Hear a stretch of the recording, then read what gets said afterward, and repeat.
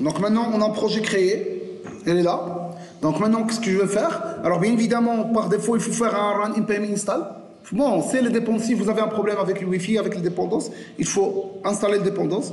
Alors maintenant, je vais tester ingg c command / command create. Alors par la suite, bon, éventuellement, il faut le faire dans un dossier à part qui s'appelle view. Donc view / etc. Par la suite, alors, je vais dupliquer ça.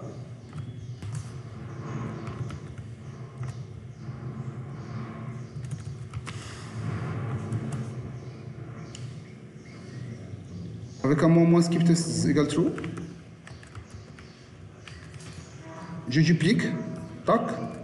J'élimine avec ici list. Et maintenant, je suis prêt. Alors, je vais copier-coller cette instruction-là.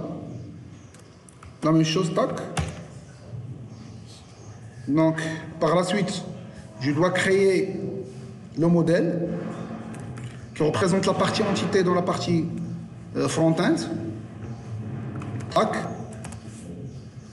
Par la suite, la partie service.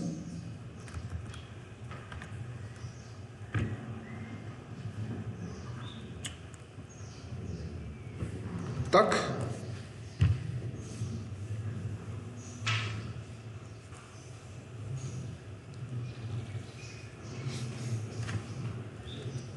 Sans oublier d'installer Bootstrap au fond awesome. Tac. Et sans oublier de l'importer. Alors, une fois installé, on doit l'importer. Donc, dans site.css, on doit faire arrows import et on importe le Bootstrap et le font awesome.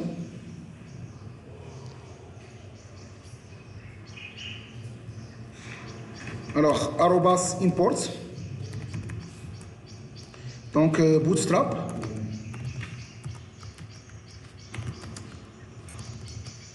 Pas encore?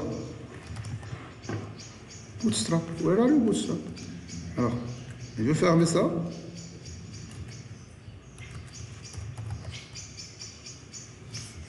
Alors, on n'a pas installé.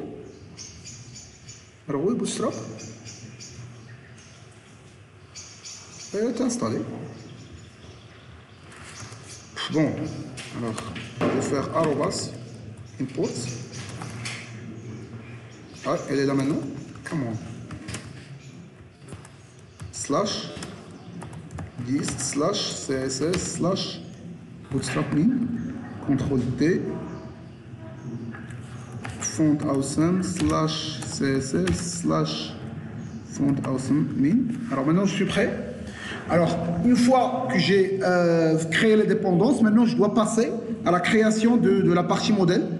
Donc dans la partie controller modèle, je dois créer mon modèle. Alors, donc je dois faire les mêmes attributs que le bin. Donc, public, ig, $number. Alors, CTRL D. Public, reference, $string. Quoi d'autre? Public, total, $number. Alors, je pense que j'ai le total payé, je pense. Je ne sais pas. Alors, je vais vérifier. Ouais, total payé. Tac. Et maintenant, je suis prêt. Donc, ça, c'est la partie modèle. Alors, maintenant, je dois passer rapidement à la partie service. Donc, vous voyez, c'est injectable. Vous voyez, ça, c'est le commande service.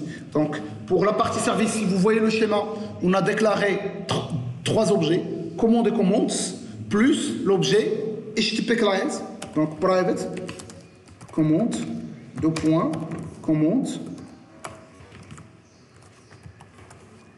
Par la suite, CTRL D,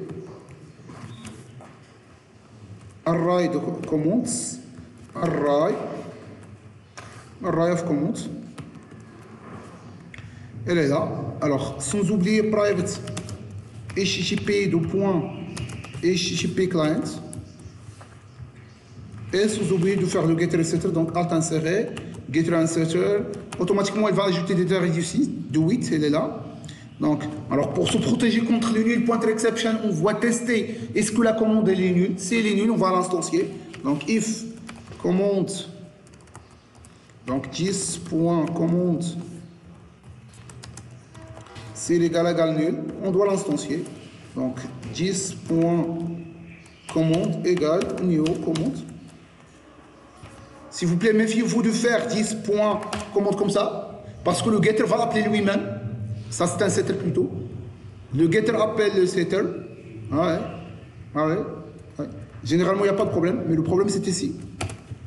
Ça, c'est le getter qui va appeler lui-même, et ça va donner un stack overflow. Alors, la même chose, je vais le faire pour la commande. Je teste. Alors, commande, c'est là. Je teste, c'est la liste de commandes, c'est égal à nul. Je vais l'instancier, mais cette fois-ci via array de commande. Alors, maintenant, je suis prêt. Alors, d'ordinaire, il ne faut pas faire le double tiré. Le double quote, c'est un simple quote. Donc, ça, c'est la partie service. Alors, maintenant, je dois faire la partie save. Donc, pour faire la partie save, donc public, save, qu'est-ce qui permet de retourner un observable? Donc, observable de RxJS, observable de quoi? De commande, parce que j'anticipe que la partie backend retourne à une commande.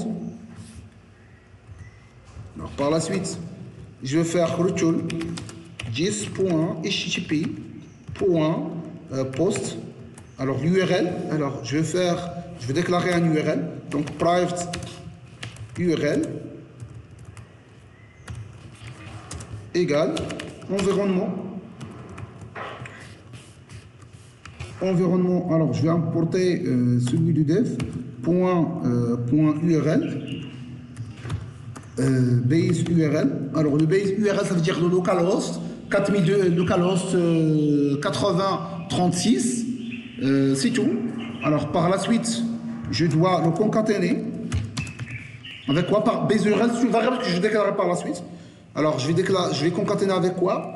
Avec commande slash non, c'est API. Alors, dans la partie backend, c'est API slash v1 slash commande. Bon, alors API slash v1, ouais, c'est pas nécessaire aussi. Je vais le déclarer dans le base URL. Donc, slash commande slash, c'est ça mon URL. Alors, je vais créer une variable qui s'appelle base URL. Donc, dans la partie environnement,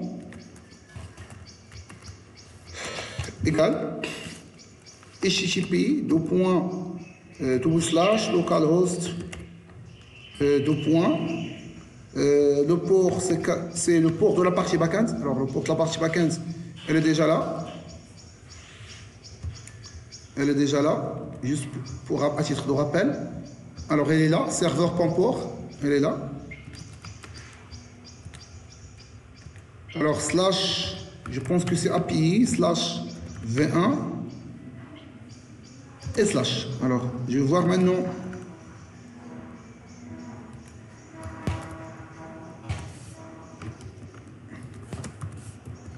Alors, on doit voir dans la partie service. Donc maintenant, environnement, il contient API slash URL. Ah oui, maintenant c'est correct. Alors maintenant, il faut faire use.url. Alors, je vais éliminer le 8. Virgule, il faut donner l'objet. Alors l'objet en question, c'est la commande.